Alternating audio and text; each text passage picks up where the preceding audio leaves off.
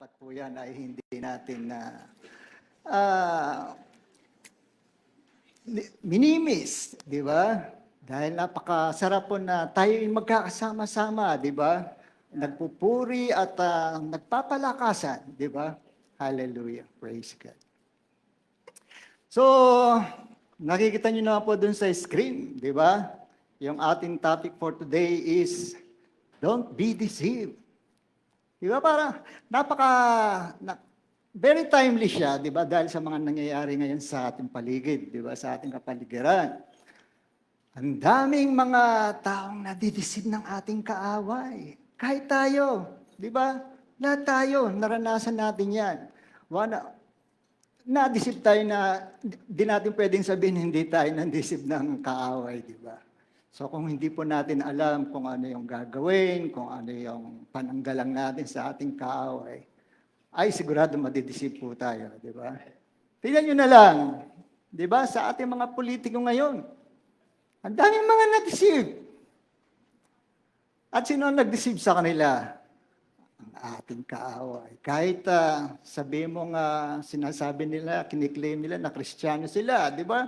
Kahit tayo, mga Kristiyano, there will come a time na madideceive tayo kung hindi tayo ready. Di ba? Amen. At ako'y nagpapasalamat din na napakaganda ng araw ngayon, di ba? Kung nakita niyo nung mga nakarang araw, sinasabi na ang bagyo daw ay tutumbok sa Metro Manila, Central Luzon. Pero napakagaling ni God, di ba? Iniadya niya tayo sa mga ganyang mga sakuna. Alam na natin, naranasan natin yung mga ganyan. Pero through prayers, ang daming nagpipray, di ba, na hindi tumuloy, na yan ay malusaw yan bago dumating yan sa ating kalupaan. True enough, di ba? Unti-unti siyang nalulusaw at nagbago ng direksyon. Di ba? Medyo nasa parting siya, southern part, pero kahit paano, walang narinig ba kayo, nabalitaan kayo na, di ba? Maraming napahama o kaya devastated dyan sa typhoon na yun. Wala, di ba? Kaya nagpapasalamat tayo sa ating Panginoon. Ngayon po ay dumako na po tayo sa ating topic for today. So nandun pa rin po tayo sa ating series na Faithful to Finish. Di ba? So, sisimulan ko lang po na konting review lang po as we go along dahil yung review po natin ngayon ay encompassing po nung lahat ng mga last 8 topics papunta po sa ating topic ngayon kasi magkaka-connect po yan, di ba? So, medyo itatouch po natin lahat yan. Pakilagay nga sa screen na sa Acts 20. So, yung mga nasa online o kaya yung mga nandito na hindi pa napakinggan, o yung mga absent ng mga nakang araw, pwede po natin balikan yung mga preachings natin. Diba? Meron po tayong sa YouTube platform, o meron din yata tayo sa Facebook, di ba? So wala naman pong bayad yan. At di ba, pag may na-miss tayo, kasi ano yan series nga yan connect yan pag may na-miss ka lang na isa. Di ba? Napakahirap i-understand yung mga susunod na mga topics. So, sa Acts 20, ano nakalagay dyan? Sabi ni Paul, I go bound in the Spirit unto Jerusalem, not knowing the things that shall befall me. Diba? So, saving a life of faith, diba? Hindi tayo na-assure na wala tayong mga challenges, di ba? Tayo mga Kristiyano tayo, hindi po tayo exempted dyan sa mga challenges ng buhay na yan. In fact, sabi po ng scripture that yung mga nasa Christ daw ay magsasuffer ng persecution. Di ba? Lahat tayo, naranasan natin yan, di ba? Yung mga wala sa Panginoon, di ba? Ang daming sinasabi sa atin, sa ating faith, di ba? So yung mga sa ating ngayon, yung mga persecution. So, not suffering from the curse of law, we've been redeemed from the curse of the law. But that mean na hindi tayo na-redeem. Di ba? Na-redeem na po tayo sa lahat ng mga discomforts, yung mga unpleasant na mga bagay, even yung mga sufferings. Di ba? Ano po yung mga sufferings? Ano po yung sinasabing sufferings na yan? Yung po yung sinasabi natin kanina na persecution. Sabihin nga natin, persecution. Ayun. So, keep reading lang po dyan sa ating screen. But none of these things move me. Sabi niya, neither count I my life dear unto myself, so that I might finish my course with joy. So dito po ay makikita natin na ang Spirit of God ay ni-inspire po si Paul. Di ba? At sinasabi na, none of that matters whether there's bondage and affliction waiting on me at Jerusalem. Yan po yung sinasabi ni Paul. What matters, sabi niya, I don't count my life dear to myself, sabi ni Paul. That's not the main thing, is me living longer. Sabi niya. So, dapat po natin na ma-realize, di ba, na ang buhay po natin ay very, very short. Di ba? Buti na lang, nagpatotoo yung ate ko kanina. Nakarating na siya ng 75. Bonus na yan. Alam ko, average age ngayon ay nasa 70 years old. Di ba? So, kami po mga magkakapatid, 8 po kami, buo pa po kami. So, nandun na po kami sa stage na, alam nyo, di ba? Kung sasabihin natin departure, pero hindi. Kompleto pa kami, praise God, at napakabuti ng Panginoon. Malalakas pa po kami, di ba? Tinan mo yung ate ko. Amen! So, balik tayo. Nasaan po tayo? So, in a few days lang, di ba? Sabi nga natin, malapit na dumating ang ating Panginoon, di ba? So, none of us ay wala na dito sa mundo. So, sabi nga natin, baka makakuha pa tayo ng more or less mga 2, 5, 10 years, di ba? Blessing na po sa atin yun. At ano ba yung main thing dito, di ba? Because that's nothing in this thing of eternity, sabi niya ganun. Ang main thing dito is, meron tayong God, meron tayong Creator, di ba, ng heavens and earth, at lahat tayo ng mga human beings na meron siyang plano sa bawat isa sa atin. Naniniwala kayo doon? Kasi pagka wala siyang plano sa bawat isa sa atin, ano lang tayo dito, parang singaw lang tayo dito, di ba? So, yun po yung main thing, di ba? Sabihin nyo nga, He has a plan for me. Merong plano ang Panginoon sa akin. So, what's the big thing in this life? That I find that plan and that I fulfill what He has made me to be and do, that I complete it. Ano po ang nagkasasabi niyan? Si Paul. That I finish it before I get out of here, sabi niya. Bago siya mawala dito sa mundo, ma-finish niya, ma-complete niya yung kanyang purpose dito sa mundo, di ba? Ang kanyang race, ang kanyang course. So, sadly, ngayon, karamihan ng mga tao, di ba, ay nag-iisip ng hindi ganon, di ba? They are not even seeking God's plan.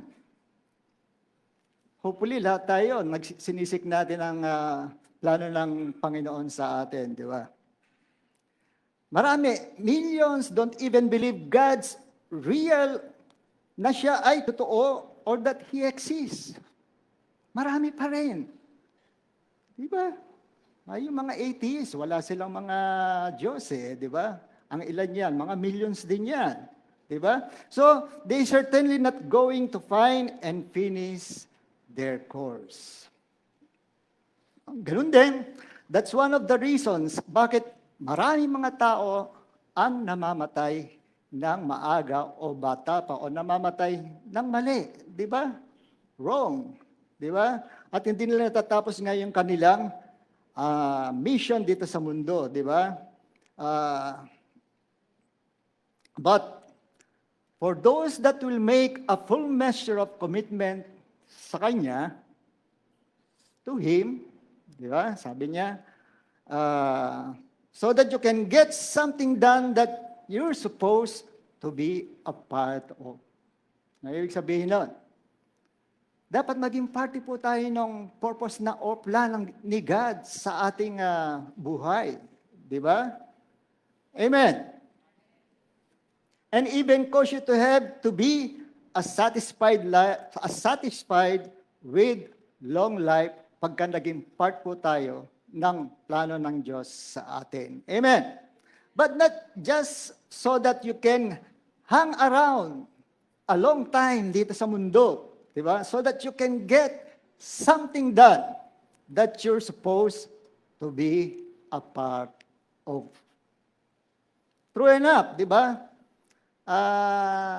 Sinasabi yan ng salita ng Diyos, di ba?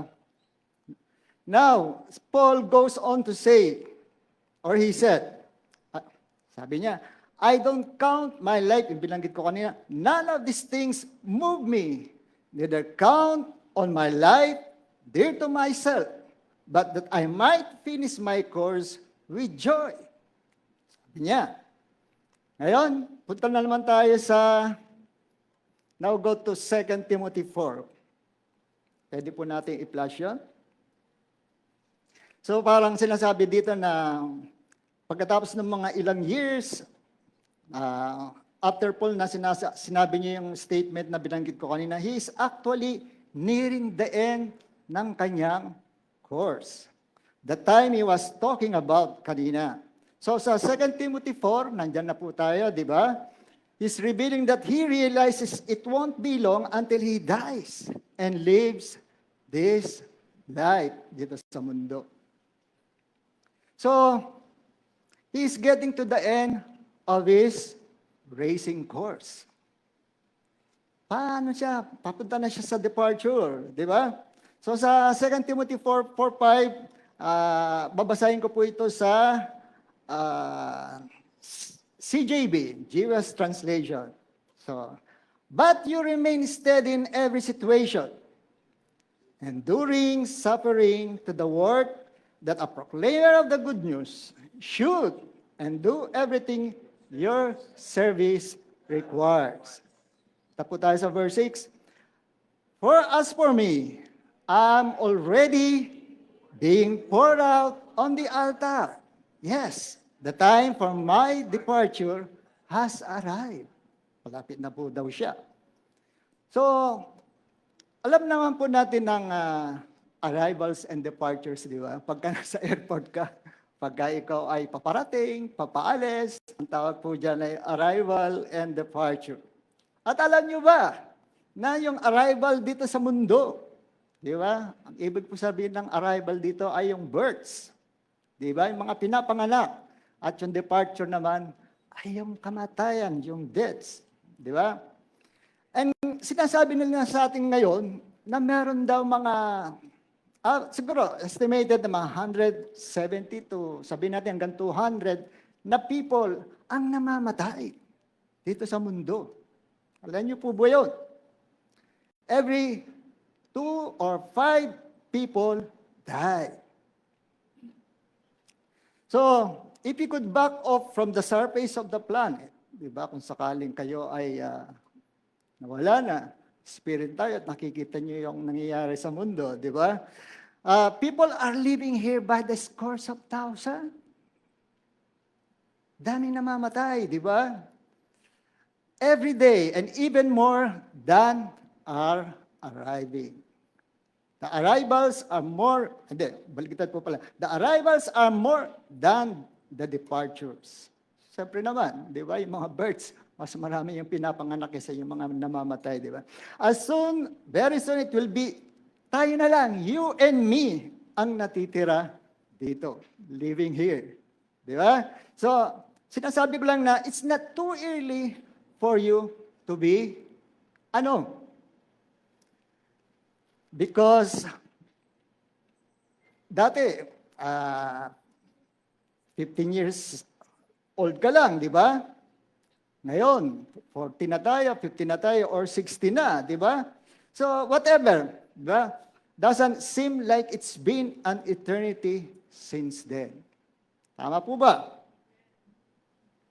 And so we should be thinking about finishing our course because time moves so quickly. Sabi nga ni Marvin kanina, nag-anchor daw siya January pa. Pero kung titingnan mo, baby, ilang ano lang yun, mga ilang months din yun, pero parang ang bilis. Di ba? Ganun po kabilis. Tumakbo ang oras dito sa mundo. We do not have any time to waste. Sabi po ng word ng Bible, be redeeming of the time. Save the time, redeem the time. Wala po tayong dapat sayangin ng oras habang tayo nandito ngayon. Grab lahat na po ng opportunity nang ipinapagawa sa atin ng ating Panginoon. Di ba? Ayan po ba? So, sabi nga ni Paul kanina, I have finished the faith I have kept, sabi niya. What better words when you're about to breathe your last? Di ba? Yung sinabi, pagka ikaw ay pawala na, di ba? Sabihin mo na naghihingalo ka na. At sasabihin mo na, di ba? I have finished. I have kept my faith. Yun po ang pinaka-better words na pwede nating sabihin pag po tayo ay paalis na dito sa mundong ito. When you're about to leave this world, about to live this life, and pwede nyo sabihin, I have fought the good fight of faith. Sabihin niyo nga po yon, I have fought a good fight. So ano po ang difference ng filled with regrets? Had wasted so much time, di ba? Ang iba sa atin, I have wasted my life. Di ba? Sinasabi natin na, iniisip natin na, meron pa akong oras, meron pa akong mga taon, di ba? Na dapat ginawa ko ito, ginawa ko yung pinapagawa ng ating Panginoon sa atin, ganyan, di ba? So, ang dami po mga regrets, di ba? So, dapat nagawa ko yung ganito, di ba? Sinasabi natin na, I kept putting this off, yung dapat pagawa sa atin. But, you have time. Hanggat may time po tayo, di ba? I'm sure na maraming sa mga tao na papalis na dito sa mundo. Sabi nga natin kanina, sa mga 160,000 or 180,000 a day, the majority of them, as they're leaving their body, sasabihin nila na, sana, naisip ko na, meron pa akong oras. Dapat ganun din po tayo, di ba? Hindi yung mamamatay ka na, ang dami pang dapat gawin, di ba? Doon ka nagkukumahog, di ba? Sa mga dapat mo ngang, yung mission mo dito sa mundo, di ba? So, kung meron pa akong time, sabi niya, I thought we were going to do this, we were not going to do that, and we were gonna change. Di ba? Ang dami natin dapat pambaguhin. Kaya lang, wala ka ng time. Papaalis ka na nga, di ba? Well, but it's all over, sabi niya. But tayo na nandito pa ngayon, you and I are still breathing, buhay pa. God is still on the throne, sabi nga, di ba? Meron pa mga opportunities even to make up doon sa mga lost time. Alam niyo po ba yun? Meron pang opportunity to make up doon sa mga nawalang mga oras o mga araw. Di ba? And sinasabi ko sa inyo, God is still the God who can restore what was consumed. Di ba? Sabihin natin, sino ba nag-consume niyan? yung mga grasshoppers, ganyan. So, yun ang sabi kasi ni, example niya. So, but you've got to quit procrastinating. Gawin mo na, huwag tayong magdili-dalihing, di ba? Malakas pa ako, sa ibang araw na lang, sa ibang linggo na lang. Sasabihin sa'yo ng pastor mo, "Oh, Brother Orly, mag-preach ka na." Tumayo ka na sa pulpit, di ba? Ay, pastor, hindi pa po ako ready. Mag-aaral pa po ako. Pero sinasabi na sa iyo ng iyong pastor na nililid siya ng Holy Spirit na gawin mo na yan. Pero sabi mo, next year na lang po. Mag-aaral pa po ako ng Bible school. Pero yun na nga po, di ba? Wag po tayong procrastinate. Di ba? Yung tayo, mahilig po tayong ganyan eh, di ba? May papagawa sa iyo ang magulang mo. "Oh, Marvin, gawin mo na to. Tumutulo yung bubong, di ba? Mamaya, may bagyo. Nay, bukas na po." Mamaya, dumating na yung bagyo, di ba? Bahay yung bahay nyo kasi tumutulo, hindi mo ginawa. Yun po yung example ko lang dun sa procrastinating. So, meron pong, punta po tayo sa Hebrews 12. Paki-plus lang po. Hebrews 12, verse 1. Dito po ay, meron po nilist dito na 2 big reasons why people are hindered in finishing their race or even prevented from finishing their course or race. Alam niyo po ba yung mga yon? Sasabihin ko po. Actually, pinag-aralan na natin. Part po ito ng review ng last 8 topics natin. Wala pa po tayo sa ating main topic ngayon.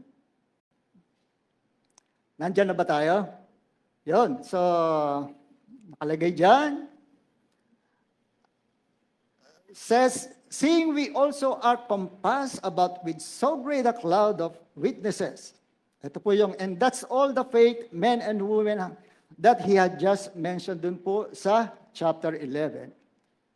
Continue po tayo. Let us lay aside every weight and the sin which does so easily beset us. And let us run with patience the race that is set before us, looking unto Jesus, the author and finisher of our faith. Nandiyan pa po tayo. Who for the joy that was set before him endured the cross, despising the shame, and is set down at the right hand of the throne of God. So one of the last things daw na that Jesus said on the cross, actually hindi daw talagang totoo siya, ay alam niyo po ba yung pinaka-last thing na sinabi ni Jesus? It is finished. Tetelestai, di ba? It is finished, sabi niya gano'n. So, did Jesus finish his earthly course and run? Of course. Did he do it completely? Siyempre naman. Yes, he did. He is our ultimate example, di ba? And next one of the scripture is telling us is, yung binasa kanina, where to run a race with perseverance, looking to his example. Siya po yung pinaka-the best example, si Jesus Christ. Because if we do what he did, we can finish na katulad ng ginawa niya. Amen po ba? And nag-mention ng dalawang bagay that we've got to get out of the way. Ito po, review na lang to, dapat alam natin. Ano po yung dalawang bagay na yon? Weights and sins. These are obviously the big areas that you would trip you up in running your race. Amen. Cause you to fall, cause you to be fatigued. Weights. Sabi ko nga kanina, na pinag-usapan natin to a couple of weeks ago, lay aside every weight in order to do, ano? Run your race. Ayan ba? So, ito yung pinaka binigay na example ng ating nag-preach before. Ang pinaka graphic example nito ay yung Olympic Games. Actually, nung last week lang, napanood ko lang yung World Athletics Championship, di ba? So, it's about running doon, di ba? Yung mga ganun. So, ano yun? And makikita nyo po yun doon sa mga atletang na nandun, they do not run with heavy equipment on sa kanilang katawan. Kung makikita mo halos sa skin na lang yung makikita mo kasi talaga yung pinaka lightest, di ba, na apparel na dapat nilang isuot, ay yun lang ang suot nila. Walang mga burloloy na pampadagdag weight, di ba? Alam niyo lang po na pagka yung ganyan, lalo na yung 100-meter dash, di ba? A matter of 100 of a second lang yung difference ng first hanggang sa fourth. Halos dikit-dikit lang yan. Kaya kung meron kang mga bagay na nakakabigat sa katawan mo, di ba? Yung konting second na lang yun, ang laki ng effect nun. Eh kung wala yun dun sa katawan mo, di ba? Ikaw yung nanalo dapat doon. So yun po yung pinakamagandang example ng weights dito. Yung mga daladalaga natin, yung mga bagay sa ating buhay. Amen po ba? Because if you carry weights, sabi nga niya, that's a different thing daw from sins. So, alam na natin yung weights, yung sin naman tayo, papasok naman tayo dun sa word na sin, di ba?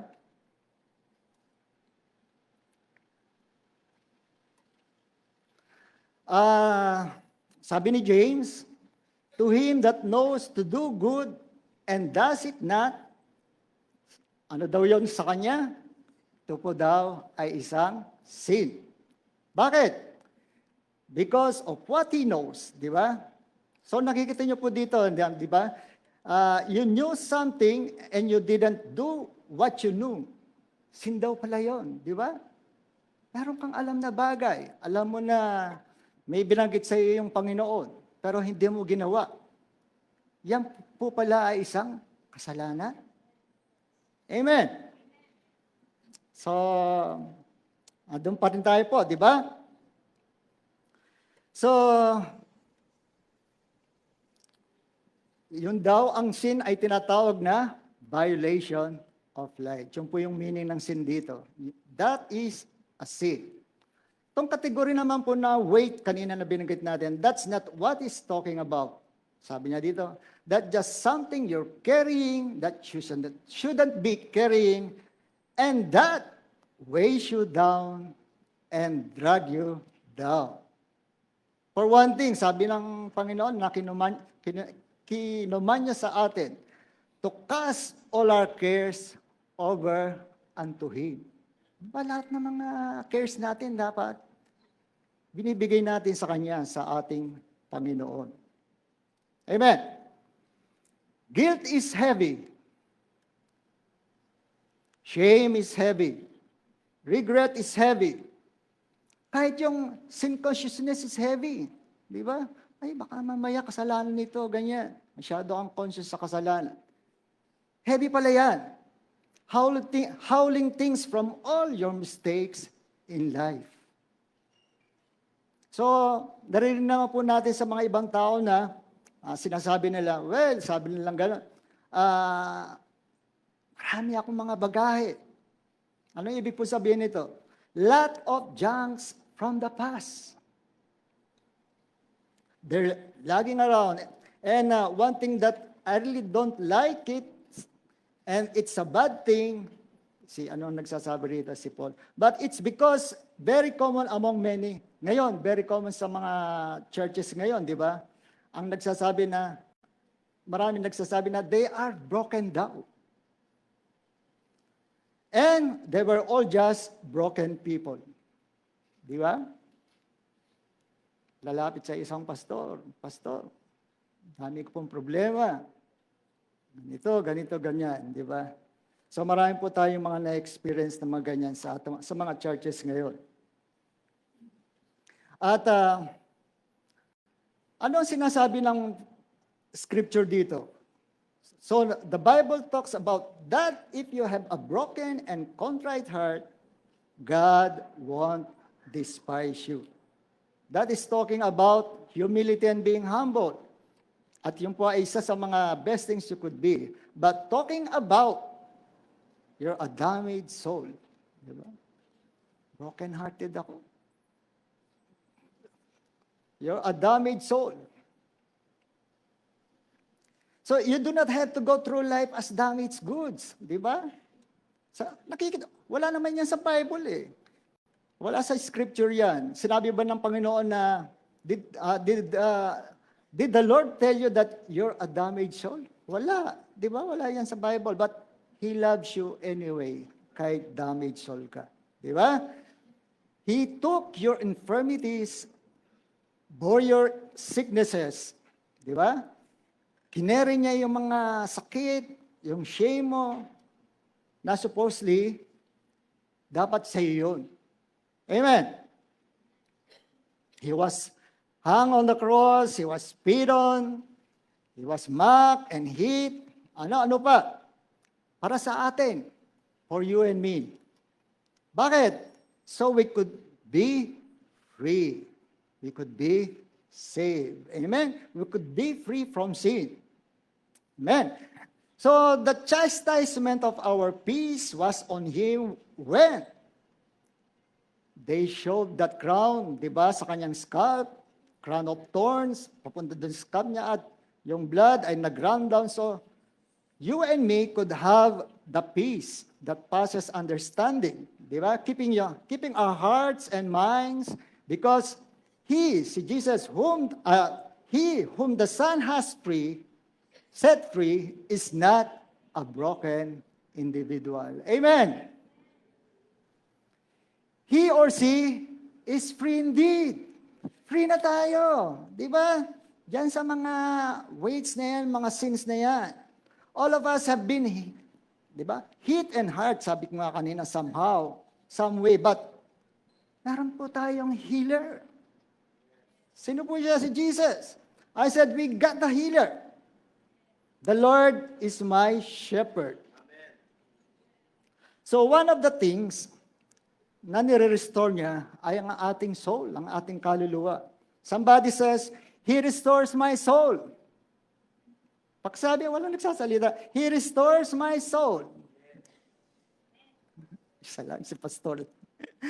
No matter how badly you have been abused, misused, mistreated, betrayed, sabi niya, sa mga nakaraan, don't live in the past. Let God heal you. Siya lang. I said, let God heal you. He can heal you of anything, kahit anong sakit pa yan. Di ba?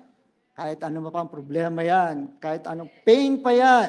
He can heal you to the point it's like nothing happened on you. Or sabi niya, or you can dredge it up every few days and talk about it and cry and feel sorry for yourself the rest of your life.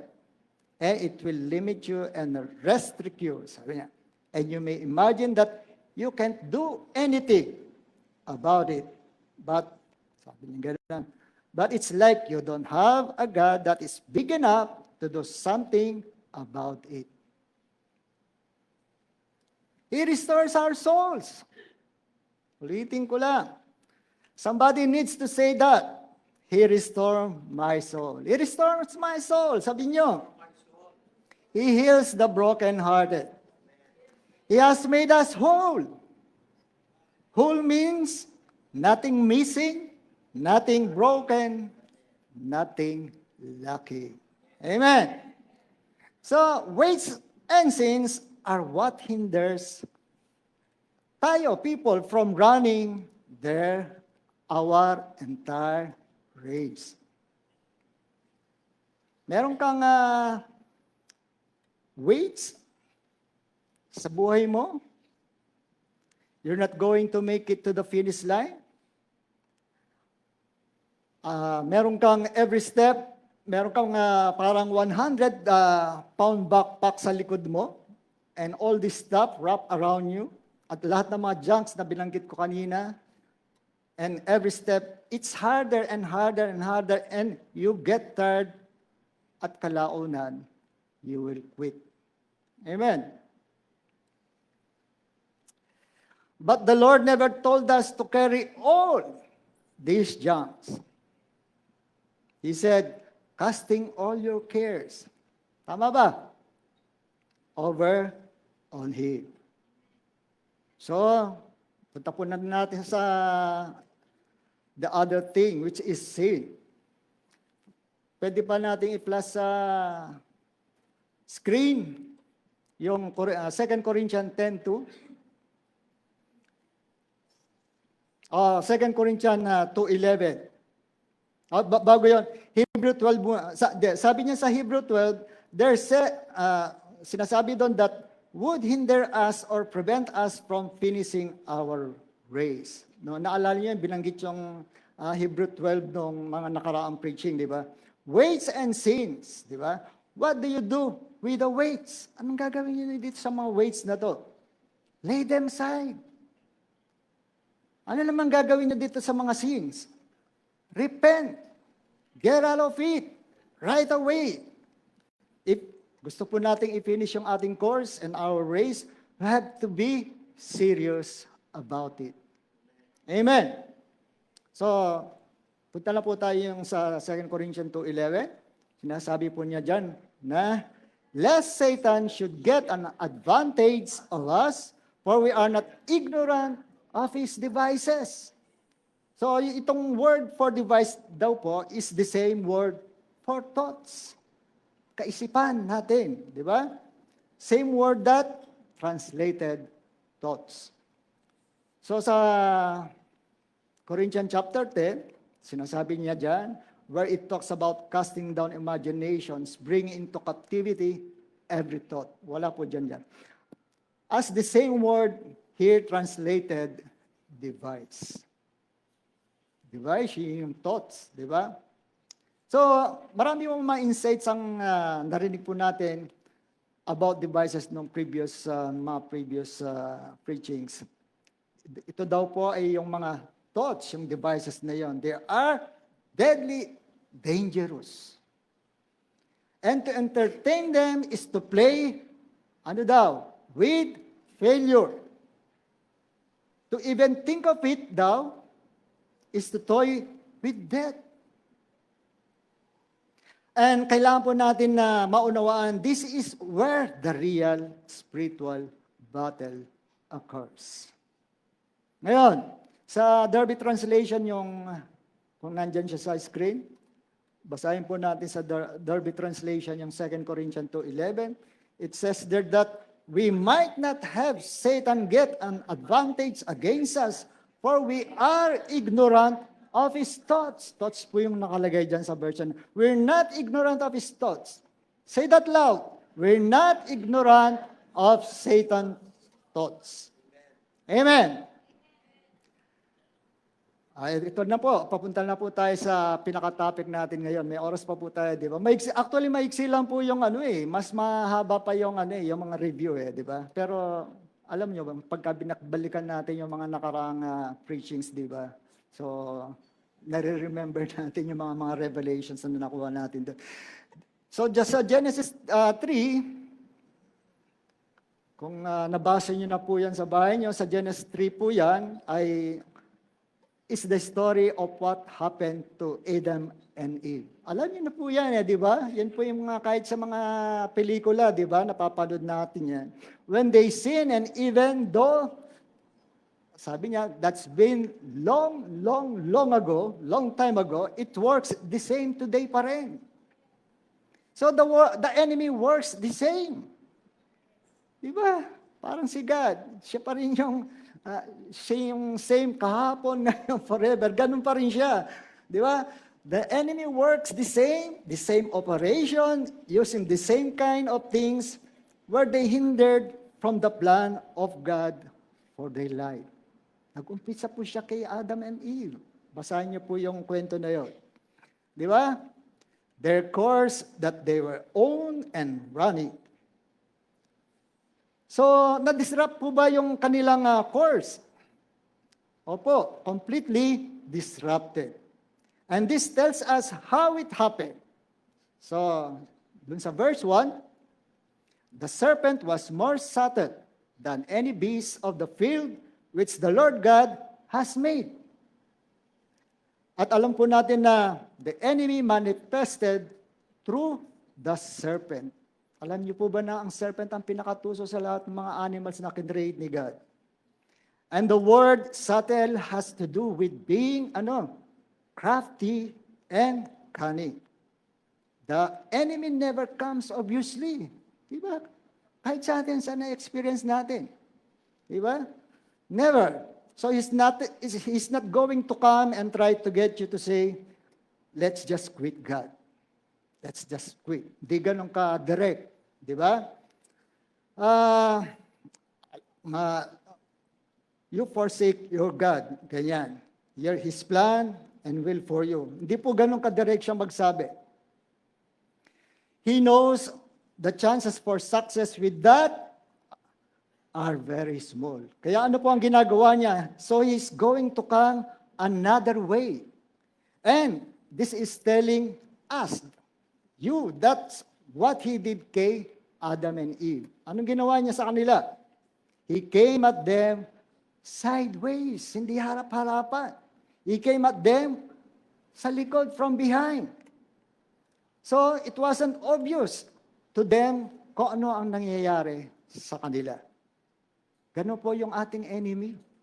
Kaya mag-ingat po tayo. Does the enemy want you to finish your race? Tinanong ko na po kanina, hindi, di ba? He does not, because you finishing your race will impact other people for God. Di ba?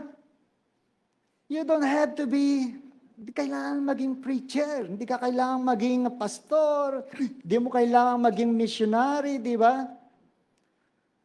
You don't have to be, you just you running your race, doing what God told you to do, being where you're supposed to be, being involved to what you're supposed to doing, it will impact your family for God. It will impact your neighbors for God, your co-workers for God. And ano resulta nito? The results, if the Lord's day is coming, this will extend to the next generation, sabi ni Kit Moore. The enemy does not want you, does not want us finishing our race, our course. Ayaw niya. Di ba kasi yung binanggit ko kanina, di ba? Ayaw niyang marami mga kaluluwang mapunta sa ating Diyos Ama, di ba? Sa ating Panginoon. So, ito po yung gagawin niya, itong enemy na to. The same kind of thing na ginawa niya kila Adam and Eve. He was more subtle, more cunning, more deceptive, tricky than any beast, sabi ko nga kanina, tuso sa lahat ng mga hayop na ginawa sa field. Anong sinabi niya sa woman kay Eve? What Satan's devices, sabi niya, yung thoughts na sinabi ko kanina sa inyo. So, dinala niya. He brought her, he said something to her. Ano? Mga words. Di ba? Mga thoughts. They are thought containers. He brought her some thoughts. Kaisipan lang muna, di ba? That it's not from her, not from Adam, at not from even from God. At they were devilish thoughts, enemy thoughts. At hindi po siya nagsimula sa declaration. Alam niyo po ba? Nagsimula siya sa question, pagbibigay ng question kay Eve. Di ba? He just asking question. It's like, yung katulad ng praise niya, I'm just saying. Di ba? Sasabihin ng enemy. But what are you saying? I'm just asking a question, sasabihin niya. So, it can be life and death pagka nakinig ka po dun sa mga questions na yun. Amen po ba? Because he was challenging what God said. Si enemy po yan, di ba? Satan. So we are to be completely, ngayon, intolerant sa mga taong yung never meets ang ating God. So living some kind of, sabihin natin, suggestion na ang ating Panginoon ay ano naman di ba? It's not doing right anyway, parang gano'n, o any, I mean, you don't even let them finish the sentence. Pagka ginawa nila po yan sa harap-harapan sa inyo, di ba? Ako po may na-encounter lang siguro mga 2 weeks ago lang. Sabi po niya sa akin na, Christian ka pala, sabi niya. Ako, ganito Ang maliligtas lang sa amin ay pagka ikaw ay sumapi sa amin. Kilala niyo po yun, di ba, yung religion? So, ang sabi dito ni Kit Moore, di ba? Bakit makipagtalo pagka ganyan? Sabihin mo lang in a nice way na, eto, dapat sabihin mo yung ang only way lang, kay Jesus lang, ganyan, di ba? Pero hindi mo kailangan makipagtalo sa Kanya. Di ba? Yun ang sinasabi dito, di ba? So, because listening to the enemy is dangerous. Wag na wag makikinig sa kalaban, kay Satan. Di ba? So, he's been deceiving human beings ganun nakatagal, for millennia. Di ba? So, tayo na matatagal na dito sa mundo, alam natin yan, di ba? So, the only safe place is you and me clinging to what God said. Ganun lang lagi, di ba? Clinging to what God said. Tama po po yun. Not being open to anything else. That's the only safe place in clinging to what God says. But the enemy, ang kalaban po, ay dumating yan, and he said unto the woman, sabi niya, sabi niya ganyan, has God, sinabi talaga yan ng Diyos, di ba? So, you shall not eat of every tree of the garden, sabi ni Satan. So sa verse 2 po, kung nandyan siya, and the woman said unto serpent, we may eat of the fruit of the trees of the garden, but of the fruit of the tree which is in the midst of the garden, God has said, you shall not eat of it, neither shall you touch it, lest you die. And the serpent said unto the woman, you shall not surely die. Oh, grabe naman si Satan, ano? Alam nyo, mas komplikado pa po yan than dun sa binanggit natin, di ba? You won't die, you won't really die, sabi ni Satan, di ba? The scripture said in 2 Corinthians 11:13, kung nandyan po tayo sa screen, but I fear, lest by any means, as the serpent beguiled Eve through his subtlety, through his cunning, in his deceptiveness, his trickiness, the serpent tricked Eve. Di ba? Tinrick niya si Eve. Si Eve naman, si believed dun sa mga lies ni Satan. She thought it was so. So, he said, but I fear, kung mabasahin po natin dyan, lest by any means, as the serpent beguiled Eve through his subtleties, so your minds should be corrupted from what? Simplicity. Say, simplicity. That is in Christ. Amen. So, confusing ba yung command na yon? Hindi naman di ba? Sabi niya, don't eat of the tree of the knowledge of good and evil. Don't eat of the tree, because if you do, you will die. Don't eat of the tree. Basta don't eat of the tree, but then the enemy comes back. Di ba? Basahin po natin sa Genesis 3. Plus po natin yan kung nandyan po yan. Now, Enemy po natin comes and says, well, sasabihin niya sa iyo, I'm just questioning. Di ba?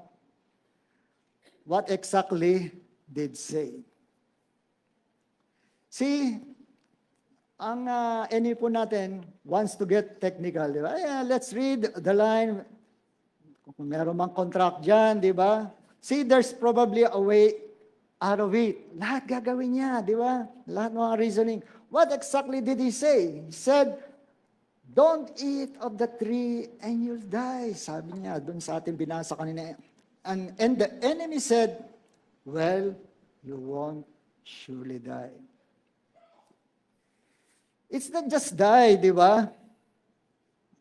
Bigla ka na lang mabubuwal dyan, mamamatay ka. Hindi po, mas malalim pa po yan, pang-spiritual. So, si Adam and Eve po, hindi po nila nare-remember na kung ano, they have a clue what they have this, na hindi na naman nila po na-experience yung death di ba? Kasi ano yun paradise yun wala pong death doon di ba? So, there's no death in the garden, di ba? Wala pong namamatay doon, kahit yung mga grass, di ba? Kahit yung mga animals pa, walang namamatay noon. Kahit yung mga trees, di ba? Nothing dies.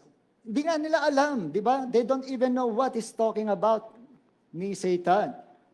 You won't surely die, sabi niya. But he goes on to say, sa verse 5 po, for God does not know that in the day you eat thereof, then your eyes shall be opened, and you shall be as gods. So nagningning po yung mata ni Eva, di ba? Hindi ako, di ba? Ma-open yung aking eyes, di ba? Magiging katulad ako ng God. So yun po yung naisip agad ni Eva. You'll become more than you are, and you will have experiences you've not had, and this is what you're looking for, sabi ni Satan. Ito yung hinahanap mo. This will make you gods.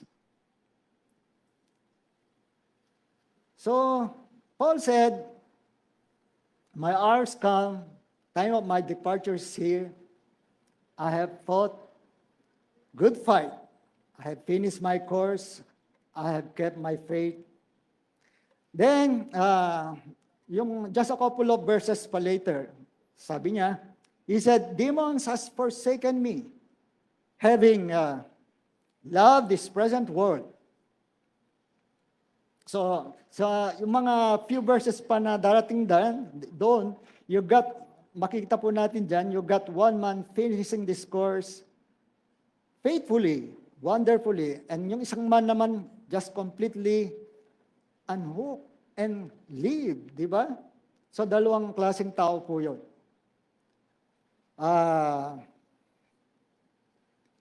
And live Paul and live the ministry and live God, yung pangalawang tao. So, wala po tayong reason na isipin na yung, that demons got back on track.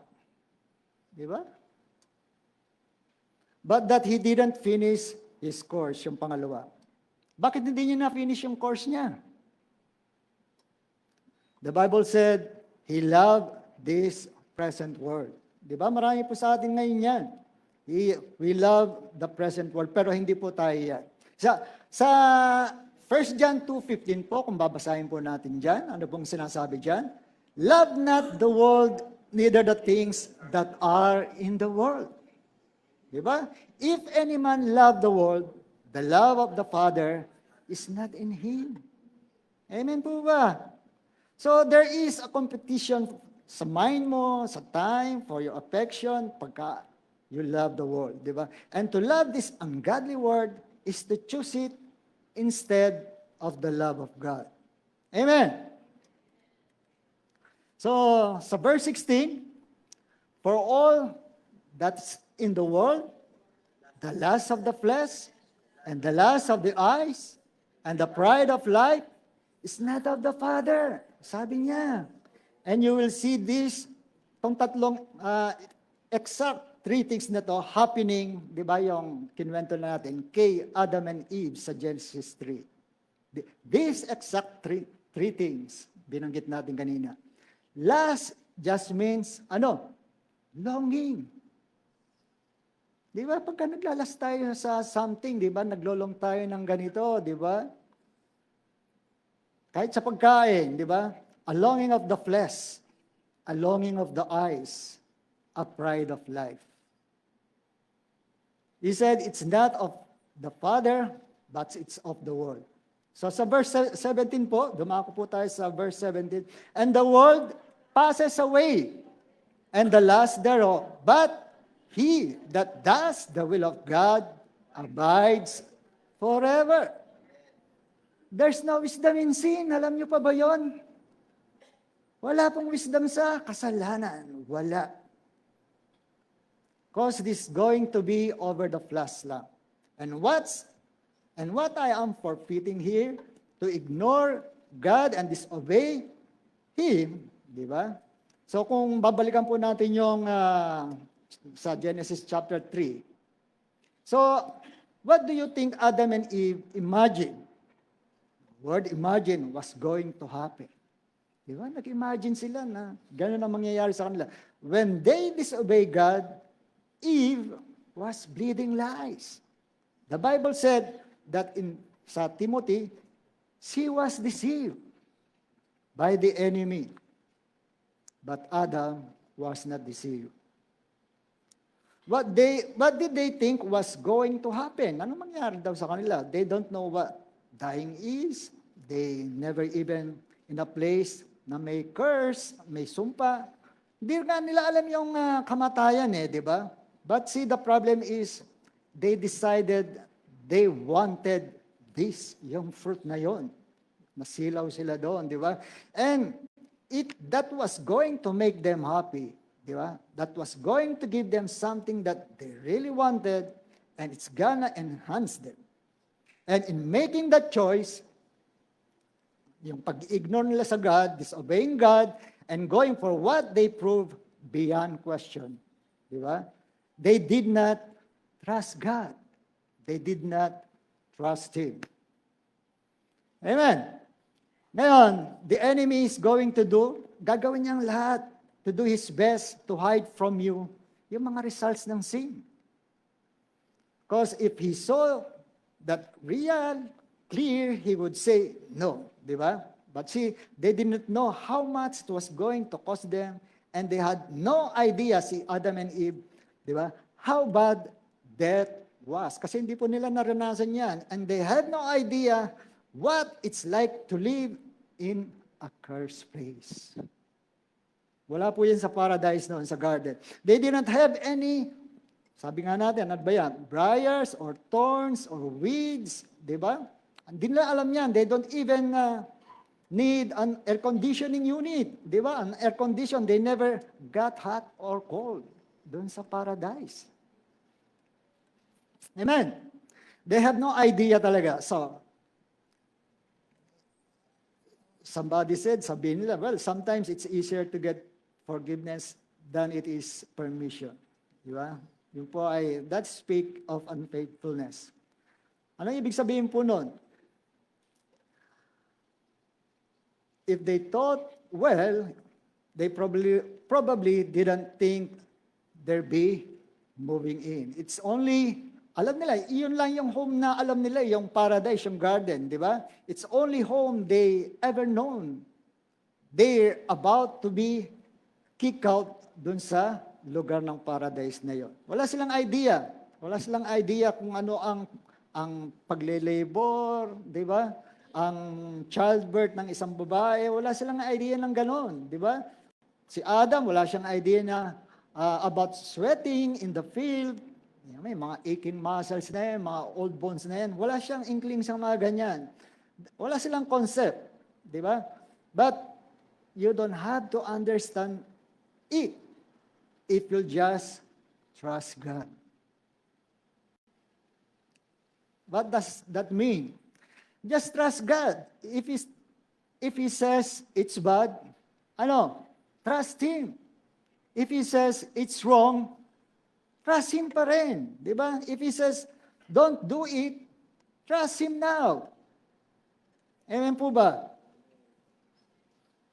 So, we can judge Him, si God, because all of us have gone for something we know better. Amen? So, nasa ano pa rin po tayo, di ba? About running our race and finishing our course. Every one of us can have in the future your flesh and even your unrenewed mind wanting something that God don't want you to have. Every one of us na nabubuhay dito sa mundo, di ba? May mga bagay din na ayaw ni God na magkaroon tayo o meron tayo, di ba? Amen. Because the enemy will paint a picture. Sabihin sa'yo, oh, you want this. Oh, you want that. Di ba? Technically, it may not be right or some people say it's not right, but you know, you can just, sabihin natin, dun sa, alam niyo po ba yung 1 John 9, di ba? God will forgive you naman eh. Sabi nilang ganun. But what it's going to cost you? What it's going to cost you again? So people don't have to forgive you, di ba? They don't. You have to forgive me. You're wrong about. Anong iniisip nila? What did they think was going to happen? Punta po tayo sa verse 5. For God does not know that in the day you eat thereof, then your eyes shall be open, and you shall be as God. Ito po ay an appeal to pride, knowing you know things. Di ba? So, and when the woman, sa verse 6 po, you'll see yung mga three things na binanggit po natin kanina sa 1 John 2:15. So sabi po dyan sa verse na yan, the woman saw the tree was good for food. Di ba? Kasi siguro ang sarap tingnan ng fruit na yon, di ba? At very good siya for food talaga. So yun po that's the lust of the flesh, the longing of the flesh to taste it. Natikman ito, di ba? To savor it, to enjoy it. That we're talking about, these are the things the enemy, kahit ngayon, uses to get us off track, to give up and quit running our race, to get us to never finish our race, to get us sidetracked, chasing something. Yun po yung gusto nung mangyari ni enemy, di ba? So, it was pleasant to the eyes, yung fruit na yon, di ba? So, ano yon? Lust of the eyes, longing of the eyes, di ba? It looked amazing and it looked like it would taste so good. Yun siguro yung nakikita ni Eve dun sa fruit na yon, di ba? And alam niyo naman ang enemy, di ba? Sabihin niya, inayos pa niya siguro yung branches, yung leaves, di ba? Para mas makita maayos ni Eva at mas lalong kaaya-aya sa kanya, di ba? Alam niyo naman si Satan gagawin niya yan para, di ba? Tanggapin mo at sunggaban mo yung ino-offer niya sa iyo, di ba? Amen po ba? Sabihin niya sa iyo, did you see the color? Ang ganda ng color ng fruit na yan. Kulay mansanas. It's perfectly right. Sabi niya, it's really right now na kainin mo yan. Di ba? So, it has become complicated now and complex. But, was it really still simple?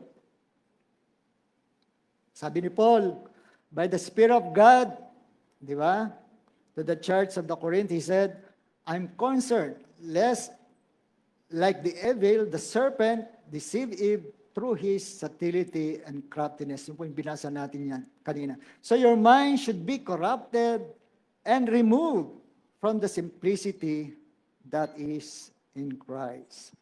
So, we got to forget about how it looks, how it smells, how it tastes, di ba? There's only one thing that matters.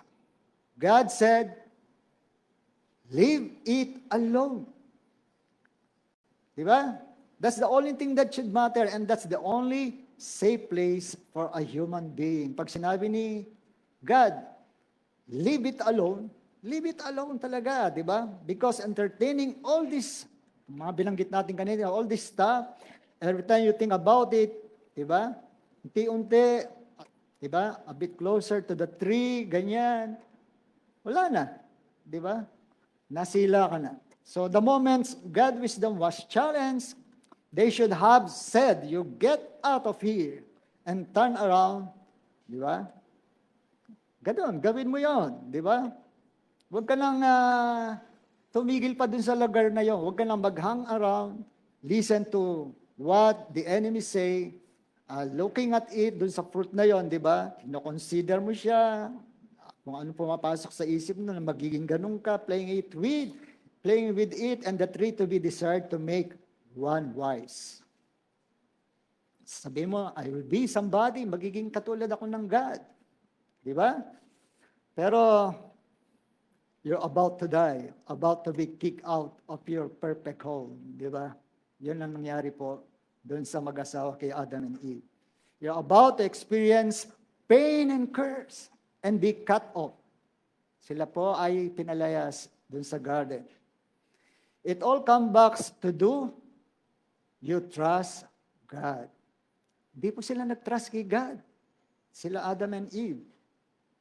So, di ba? Nung nakita nga ni Eve, yung fruit, she took the fruit and ate it. Pagkatapos noon, di ba? She acted on it. So, the moment she took that, at kinain niya po yon, siguro nag-imagine siya, di ba? It wouldn't be a big deal, sabi niya siguro. It was not a big deal. It was a huge, di ba? At ano po ang nangyari, di ba? And gave it to her husband. Kinain din po ni Adam o ni Adan. Di ba? Whatever happens to her is going to happen to me too. Siguro yun ang iniisip ni Adan, di ba? Magiging wise din ako, magiging God din ako. Siguro yun sinasabi ni Adan, kaya kinain din niya, di ba? So, they did that. So, right there and there, ano po ang nangyari sa kanila, di ba? Namatay po sila spiritually. Pinalayas po sila ng ating Panginoon doon sa lugar ng garden. Di ba? Supposedly dapat, wala po silang kamatayan, di ba? So, nagkaroon po sila ng, actually, it almost took more than 930 years yata nung namatay si Adam, di ba? Pero supposedly dapat eternity siya eh. Wala siyang kamatayan, di ba?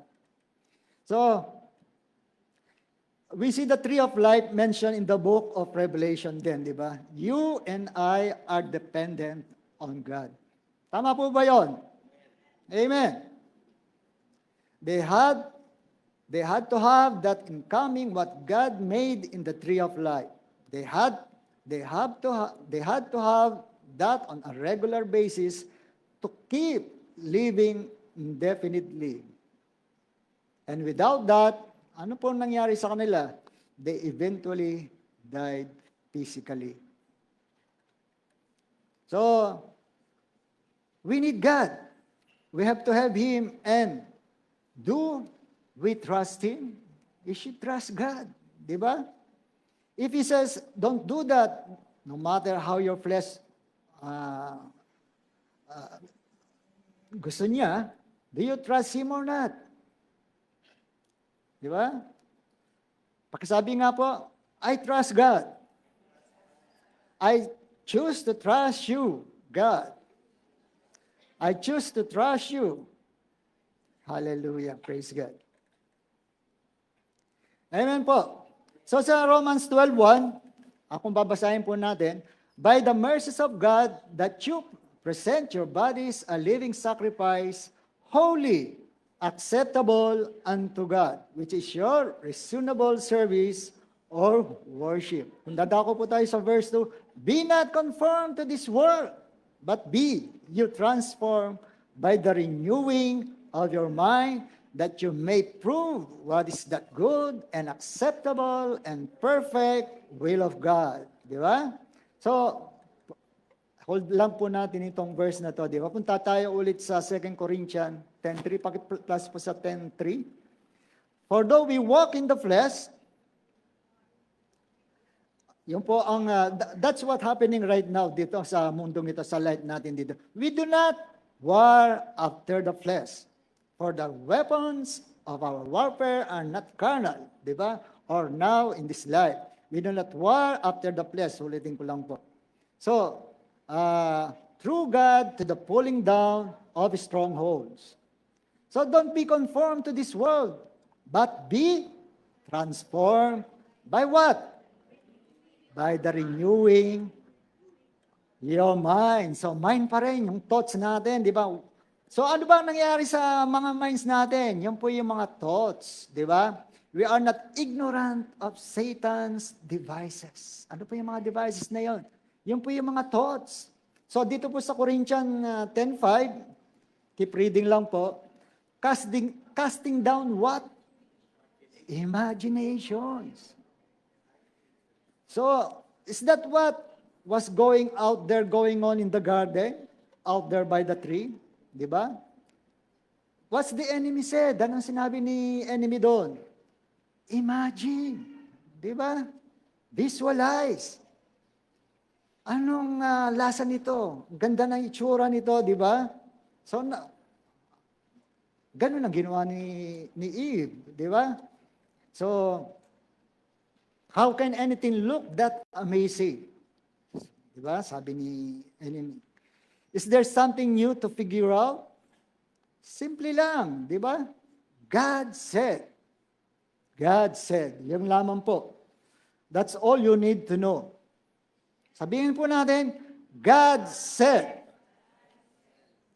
God said, don't eat it. Huwag mong kainin, di ba? So, what else do I know about that? Wala, di ba? We make it hard sa mga sarili natin whom we toy sa mga things that we make hard on ourselves when we play with it. Consider it, di ba? Think about it, listen about it. We make hard on ourselves when it's easy. If you just go, God said, done. Di ba? Kaya, sa mga politiko po natin ngayon, di ba? Naglalaro sa isip nila na pag napunta sa akin yan, mga kickbacks na yan. Sorry, wala akong binabanggit na pangalan. Magkakaroon ako ng 40 cars, luxury cars. Na may payong na automatic na bumubukas. Simplicity, yun lamang po. Simplicity that is in Christ. Don't let the cunning and craftiness ng enemy corrupt our minds and remove it from the simplicity that is in Christ. Wag po. Di ba? Simplicity means singleness. Di ba? There's only one thing. Aalala niyo po ba yung kwento ni Martha and Mary? Di ba? The Lord said, Mary has chosen the good thing. For one thing is necessary and it won't be taken away from her, kay Mary po. Now, may mga tao po ngayon nag-imagine about themselves to be more actually yung ganito sila, develop because more broad-minded, di ba?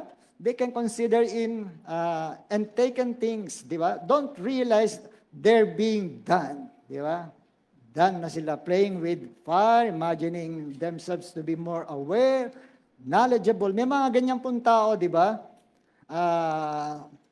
Dahil sa sobrang nilang knowledgeable, nagiging mayabang na sila. You've been alive this long, ganyan.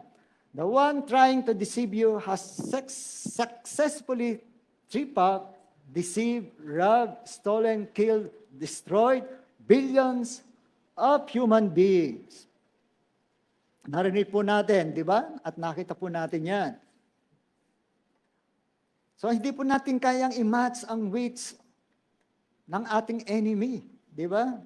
to outthink him and outtalk him. Napakakaning po niya. And he gets you over in the realm of reasoning and keep you there. He will eventually deceive you and trip you up.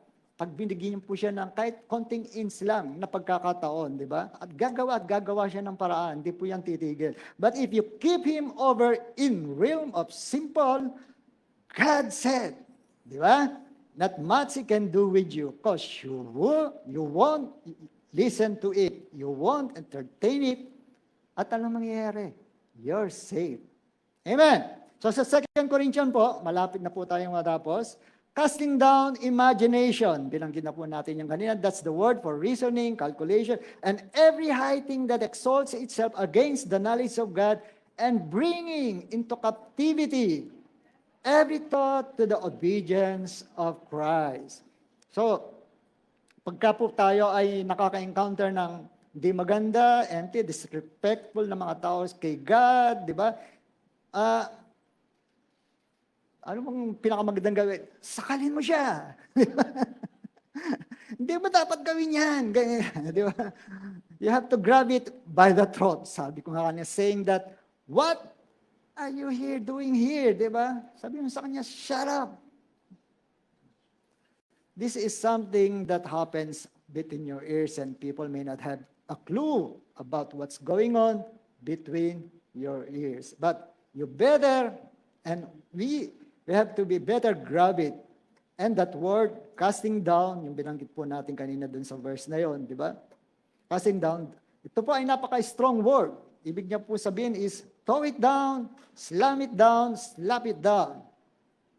Ang alin, ang ano, any idea, any thought, any suggestion that exalts itself. See, when the enemy said, you won't surely die, kay Eve kanina, di ba? Yun po ay a blatant contradiction what their Creator, God, told them. So, to stand there, di ba, and keep listening dun sa sinasabi ni Satan is proof positive na you don't trust your God. Ni Eve kanina, di ba? You don't trust Him. You don't trust His path for you. You don't trust His way for you. Alam po natin na with all made mistakes and we can grow. We can learn and we can decide. Alam po naman natin na God is smarter than us. Kinrate lang naman po niya tayo, di ba? He knows what I know, what we know, and what we don't know, di ba? He knows what we're grace, what we're, di ba? He knows and He's smarter than us. If I get to look into something thinking this is what we want, and He says, I don't want that for you. Sumunod lang po tayo. Di ba? Amen? Siya po ay, sabi ko nga kanina, is smarter than us. Di ba? Yun. So, since I can say, right, if you don't like it, I don't like it, and my flesh said, you said, shut up. Di ba? If you know, like, that's not my call, that's not my grace, and the Lord says, I want you to do that. Gawin natin. Di ba? We have done that more than once. Trust then when He says, leave that alone. Wag mong, don't touch that tree, that fruit. No matter how much your flesh wants it, or your eyes want it, or our pride wants it. Don't be fools. Di ba? Don't let the enemy play us, remove from that simplicity. Amen. So wag po natin kakalimutan yon. Di ba? Being a Christian is submitting to the Lordship of Jesus. Tama po ba yan? He is the Word made flesh, and as a real Christian, you don't have the option of deciding what we want to believe. Meron tayong book. We have a book. Di ba? The book tells us right, wrong, good, evil, acceptable, unacceptable, pleasing to God, or abomination to God. Di ba? And it doesn't matter what we think about it. That is right, and we cannot entertain anything else or else. we are pretending to be a Christian. There's a lot of pretending, imagining. Di ba? Wag po tayo, binanggit ko na po kanina, wag po tayo makipag-argue sa mga people about what we think versus what they think, what they believe versus what we believe. Di po ba? So, laging back to the book po tayo. Every issue, and you say, it's not a matter of my choice what I want to believe or not. I submit to the word, to the book. Regardless of what I think, the book is right. God is right about everything all the time. Di po ba? See, when we don't see it that way, di ba? God is right, always has been and always will be, di ba? Yun po. So, tapos na po tayo. Pwede po bang paki-plus lang po yung ating panghuling slides dyan? So to avoid being deceived by the devil, Christians should understand his nature. Dapat po natin na makilala ang ating kalaban na siya po ay very cunning, a cunning adversary, and his tactics like twisting, nandiyan po ba siya? Twisting truth and sowing doubt. Sa unahan pa. Believers can stand firm by familiarizing themselves with God's word to discern lies, maintaining a close relationship or fellowship with God through what? Prayer. Wearing the spiritual armor of God for protection and recognizing that their security and truth come from God, not external factors. Gusto ko lang pong ipakita dyan sa screen, kung gusto po, dapat pong ma-understand natin kung sino po yung ating deceiver. Di ba? The devil is a powerful, intelligent adversary. He is real, personal spirit, not just an impersonal force. The enemy, he uses cunning and trickery. His methods involve craft, delusion, and leading people astray. He lies and twists truths. The devil is a liar by nature. Dapat alam po natin yan. And his goal is to make people believe things that are not true. Number 2, recognizing the devil's schemes. Dapat ma-recognize po natin kung anong mga schemes na ginagawa ng ating kalaban. Number 1, sowing seeds or doubt and fear. Di ba? He attacks vulnerable moments and seeks to make believers doubt God's love and promises. Number 2, promoting false teachings and doctrines. Ginagawa po niyang kalaban natin. His lies can be disguised as truth, leading people away from God's word. Number 3, exploiting past sins. Di ba? The devil attempts to use memories of past sins, yung binanggit po natin ganyan, to mislead and disempower believers. Promising what he cannot give. Di ba? Wala namang may bibigay yung kalaban natin. He offers false promises. Puro false yan, attempting to deceive people into believing they can attain God-like power or kingdoms of this world. Number 3, how to stand firm against deception. Dapat po natin malaman to, di ba? Number 1, anong gagawin po natin para maano po natin yung deception ng kalaban? Study God's word. Lagi po natin sinasabi yan. The truth of Scripture is the ultimate protection against deception. Familiarize ourselves with God's word to understand His instructions and promises. And cultivate a close walk with God. Di ba? Yan, sinasabi natin, engage in daily prayer and fellowship with God to receive His guidance and His strength. Wear the armor of God. Be strong in the Lord and the power of His might by taking up the whole armor of God to stand against the evil one. Live with integrity and a pure heart. A pure heart before the Lord, coupled with integrity and commitment to obey the truth, is crucial. Discern truth from lies. Dapat ma-discern po natin ang truth from lies talaga. Use the wisdom God provides to recognize when something goes against biblical truths and identify mga false doctrines. And remember your identity in Christ. Know that as a child of God, our security and truth are found in Him, not in worldly affiliations or intellect. Tumayo po tayo. Tayo po'y manalangin sa ating Panginoon. Naway,